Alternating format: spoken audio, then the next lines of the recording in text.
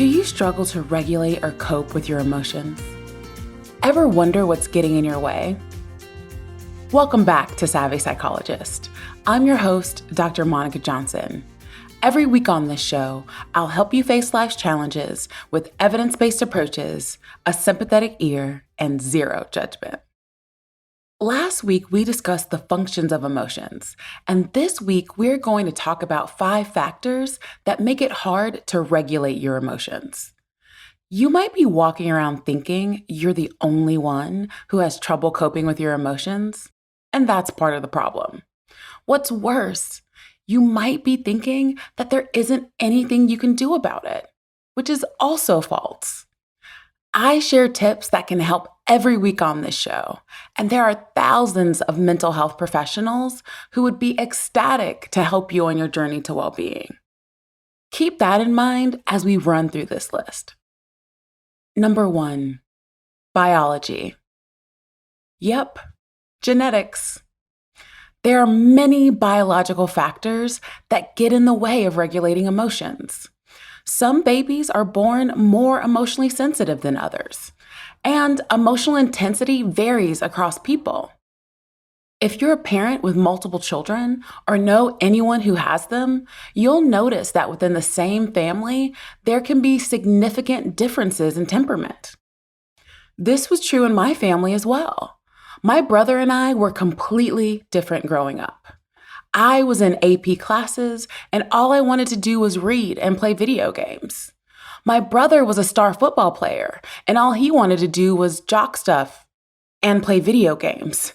So I guess we did have some things in common. He had a more social disposition, enjoyed team-based activities, and I preferred solo activities and quiet. This was true despite growing up in the same household.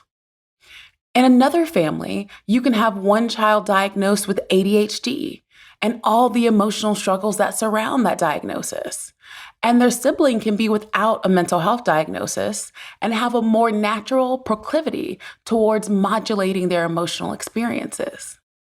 My point here is that biology plays a factor, and even if you look around and think you're the black sheep in the family, your biology still came from the same genetics fun bag as your parents and other elders. For most of us, though, mental illness or any sensitivities in earlier generations went undiagnosed due to stigma and was very hush-hush. So it can often be difficult to understand the family history that goes into our emotional difficulties. Number 2, not knowing how to cope. Another factor that gets in the way of regulating your emotions is not having any skills. Not skills like you might put on your resume, but coping strategies for emotional regulation. When you have skills deficits, you don't actually know what to do to change your emotional experience or the actions that are associated with them. This is why therapy and legitimate self-help tools are so important. Using coping strategies like the ones that you can learn in therapy is effective in improving your emotional regulation. In fact, researchers have looked at people's brains before and after learning and consistently using these skills and have seen actual changes in brain activity. A lot of people falsely think that therapy is just sitting in a room and talking. However, with the proper interventions, therapy is changing how your brain functions. This means you can learn how to feel better and do better despite your biology. Number 3, reinforcement of emotional behavior. Do you feel like you're in an environment that encourages you to act out? Patients often report to me that they grew up in environments or are currently in environments that reinforce them for being emotional. A common thing I hear is, "No one will listen to me until I'm screaming at the top of my lungs." Environments like this encourage you to stay on edge and be intense, which is obviously unhelpful when you're trying to work on your namaste vibes. Look around you. Are your close ones peace and love, or more chaos and destruction? When I ran an anger management program, my patients were aware of the 3 Ds to avoid: drugs, drama, and downers. Broadly speaking, these are all factors that increase emotional intensity. Drugs can have a negative impact on your emotional state and cause you to act out in ways that you may not have if you were sober. Additionally, many drugs have the opposite effect as what the user intended. For instance, a person may use alcohol to cope with sadness without realizing that alcohol is going to increase low moods in the long run. Drama was our shorthand for interacting with people or engaging in behaviors where the only obvious outcome is to bring chaos and stress into your existence. For those who grew up in these types of environments, you might feel uncomfortable when things get too quiet. This isn't because quiet is bad, it's because you're not used to it. You may feel the action urge to whip up some drama or hang out with that friend that ended you up in county jail last year, but please resist. Being in this type of energy will also lead to more emotional dysregulation. Lastly, downers. Downers was our shorthand for people who seem to only want to cut you down and make you feel bad about yourself. There are many ways to handle these situations. You can be assertive and let people know that their comments or actions are hurtful. Honestly, there are times when people don't realize they are being harmful. You can impose boundaries in the situation to protect yourself. You can also increase distance in the relationship. This can mean literally spending less time and less energy on the relationship. You can also create distance by reframing how you view the person. For instance, if it's your father, you may stop taking his comments to heart as often so they don't bother you as much. No matter what environment you're in, look around you and ask, am I being rewarded for blowing my top? Number 4, emotional overwhelm. It is possible to get emotionally overloaded.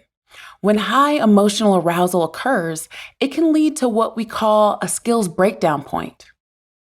In the past, before 24/7 cable and streaming, TV had a bedtime. They would show this multicolored screen and play white noise to let you know the channel wouldn't be back online until the morning. This is the image that comes to my mind when a person hits a skills breakdown point. It's like your brain has been short-circuited and you can't follow basic instructions or figure out what to do or how to handle a situation. The tip skill episode I did several weeks ago is great for this situation. This is definitely a moment where dipping your face in cold water or engaging in deep breathing will help. As previously mentioned, your biology can make you more likely to be overloaded by emotions, but practicing skills not only changes how you respond externally, but internally as well. What this means is that not only can practicing emotion regulation skills change how you respond in the external world, but how you feel about things on the inside. If you haven't listened, scroll back to my episode, 3 Tips to Reduce Emotional Overwhelm from February for more advice on how to handle these moments. Number 5, faulty beliefs about emotions. Another factor that gets in the way of coping with emotions is having mistaken beliefs about emotions or what is needed to regulate emotions. For example, you might believe that some emotions are bad or have certain emotional experiences that make you weak. Or you might believe that negative feelings are bad or destructive, when in fact, negative emotions just are, meaning they exist. They aren't good or bad, and they serve a function the same way that a positive emotion does. When we say negative or positive, what we really mean is wanted versus unwanted. I want to feel joy as often as I can. And I want to feel disappointment as little as I can. However, if I felt joy when someone hurt me, that means my emotional signals are totally off, and we don't want that.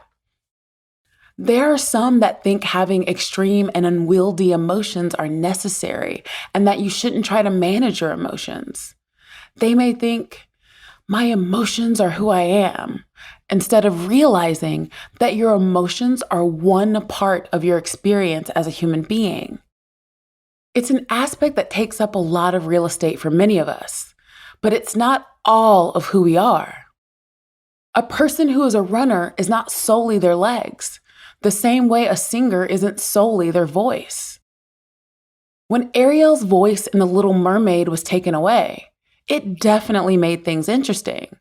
But who she was and what encapsulated her as a person was still there. Remember that emotions are signals, and they respond to you and your environment. Your emotional responses can grow with you over time. If you learn to cope effectively with unwanted emotions, you don't stop being you. You simply stop experiencing those emotions as often. What are some faulty beliefs that you hold about emotions? Let me know on Instagram at KindMindPsych. You can also reach out to me via my email at psychologist@quickanddirtytips.com or leave a voicemail at 929-256-2191. The Savvy Psychologist is a Quick and Dirty Tips podcast. It's audio engineered by Steve Rickyberg with script editing by Adam Cecil. Our podcast and advertising operations specialist is Morgan Christensen, and our marketing and publicity assistant is Davina Tomlin. Follow Savvy Psychologist on Apple Podcasts, Spotify, or wherever you listen to podcasts. That's all for this episode of Savvy Psychologist. Thanks for listening. I'll see you next week.